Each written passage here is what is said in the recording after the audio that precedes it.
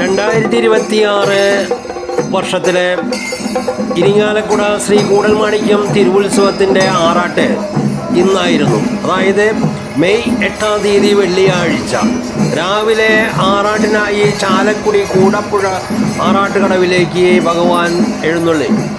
വൈകിട്ട് 8 മണിക്കുള്ളിൽ ഡാണ ജംഗ്ഷനിൽ എത്തുമെന്നായിരുന്നു പ്രതീക്ഷ.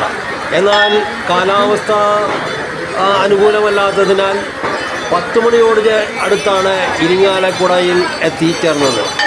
7:30 ഡാണാവിൽ പാഞ്ചാരി മേളത്തിൻ്റെയും ആൽത്തറയിൽ പഞ്ചവാദ്യത്തോടെയും കുട്ടൻകുളം ജംഗ്ഷനിൽ പാണ്ടിമേളത്തോടെയും കൂടിയുള്ള സ്വീകരണങ്ങൾ ഏറ്റുവാങ്ങിയ ശേഷം ക്ഷേത്രത്തിനകത്തേക്ക് പ്രവേശിക്കുകയാണ് പതിവ്. തുടർന്ന് കൊടിക്കൽപ്പറ കാണിക്കുക, ഇതാണ് സാധാരണ ചെയ്തു വരുന്ന ചടങ്ങുകൾ. എന്നാൽ ഭഗവാൻ ഇത്തവണ വാദ്യഘോഷങ്ങളൊന്നും താല്പര്യപ്പെട്ടില്ല എന്ന് വേണം കരുതുവാനായിട്ട്. അദ്ദേഹത്തിൻ്റെ ഇംഗിതപ്രകാരം മഴ ശക്തിയായി ആരംഭിച്ചു.